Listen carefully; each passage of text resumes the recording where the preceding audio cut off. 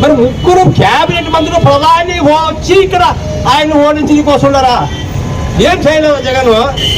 ఏం చేయకుండా ప్రజలు ఓడించేవాళ్ళు కదా. క్యాబినెట్ నుంచి ప్రధానమంత్రి నరేంద్ర మోడీ రావాలా ఇటుకి, సింగ్ రావాలా ఇటుకి, అమిత్ షా రావాలా ఇటుకి.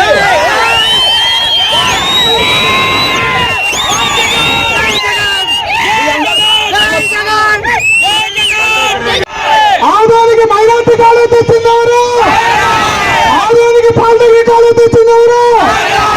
ఇన్ని మన ఆదానికి బైపాస్ తెచ్చిందవరు. ఇన్ని తెచ్చినటువంటి మన పార్టీ అధికారంలో ఉన్నటువంటి ఇన్ని తెచ్చిన మన సాయన్నకి అధికార పార్టీలో లేనటువంటి కూటమి చెదగట్టినటువంటి దొంగలతో కలిసి అభివృద్ధి ఎక్కడుంది అంటున్నారు. మీ కళ్ళు కనబడటం లేదా? కార్యాచరణ ప్రచారం ప్రతి రోడ్డు సాయి ప్రసాద్ రెడ్డి ఆధ్వర్యంలో జరిగిన అభివృద్ధి, ప్రతి వార్డులో వస్తున్నటువంటి నీ నువ్వు డోర్ టు డోర్ క్యాన్వాసింగ్ తిరిగి చెప్పు.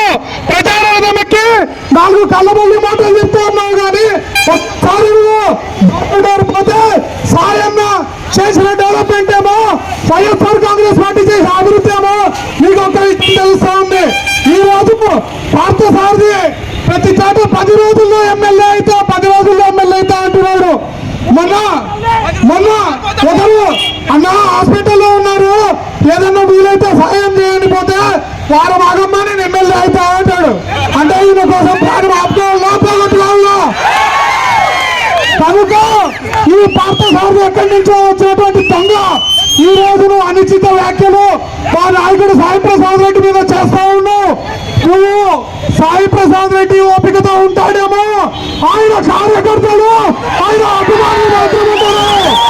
దయచేసి నువ్వు ఈ 3 రోజుల ప్రచారంలో నువ్వు చేయబోయే మంచి చెప్పుకో, నీ కష్టం చెప్పుకోవాలని సాయి ప్రసాద్ రెడ్డి విమర్శిస్తే నీ అంతు చూస్తారని వైఎస్ఆర్ కాంగ్రెస్ పార్టీ కార్యకర్తలు తెలియజేస్తా ఉన్నారు. జై జగన్, జై జగన్, జోహార్ వైఎస్ఆర్. ఏం చేస్తాడో ఏం చెప్తాడో చెప్పడానికి నువ్వేం ఇవ్వగలుగుతున్నా, మీ పార్టీతో ఏం సాయం చేస్తామని చెప్పే పరిస్థితి లేదు. ఏదన్నా ఎమ్మెల్యేని టార్గెట్ చేసుకుని ఆయన మాట్లాడుతూ ఉండే పరిస్థితి ఈరోజు ఉందని చెప్పేసి కూడా నేను చెప్పడం జరుగుతూ ఉందమ్మా. ఏదన్నా కూడా ఇలాంటి వాళ్ళకి మీనాక్షి నాయుడు అందరూ సపోర్ట్ చేస్తూ ఉన్నాడు. మీనాక్షి నాయుడికి సీట్ రానందున బీసీకి సపోర్ట్ చేయమని చెప్పడం జరుగుతూ ఉంది. ఒకటే చెప్తా ఉన్నాడు మీనాక్షి నాయుడికి, ఏదున్నా కూడా నీకు సీట్ రానంత వరకు ఈరోజు బీసీ చేయమంటున్నావు. గతంలో 2004లో బీసీకి ఇచ్చినారు, ఆ రోజు ఏం చేశావు? 89లో బీసీకి ఇచ్చినారు, ఆ రోజు ఏం చేశావు? ఏ విధంగా కూడా ఎవరిని కూడా నువ్వు వదిలించే పరిస్థితి లేదు. ఏదున్నా నీ కుటుంబం నీ వాళ్ళంతా కూడా ఈరోజు రాజకీయాల్లో ఉంటూ మీరే ఉండాలని చెప్పే ఆలోచన మీలో ఉంది. ఏదున్నా ఉండే క్యాండిడేట్ కూడా నీకు ప్యాకేజ్ ఇచ్చినాడు, ఆ ప్యాకేజ్ ద్వారానే నువ్వు మాట్లాడుతున్నావు. ఏదైనా అందరూ కూడా బయట ప్రచారం అవుతా ఉంది.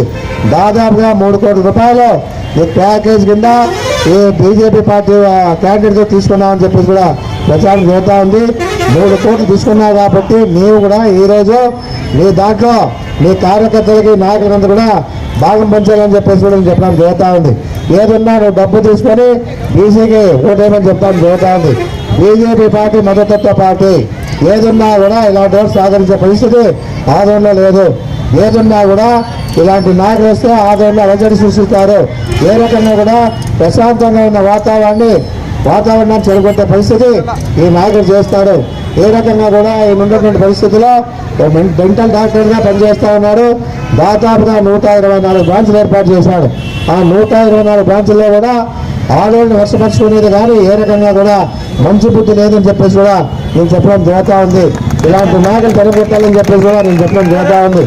ఏదున్నా మన ఊరోడు కాదు, అడ్రస్ లేదు, ఏదున్నా కూడా ఇల్లు లేదు. ఇలాంటి వాడు వచ్చి ఈరోజు వచ్చి 6 రోజులు 25 రోజులు అయింది, వచ్చి 25 రోజులకే నాకు ఓటు వేయమని చెప్పేసి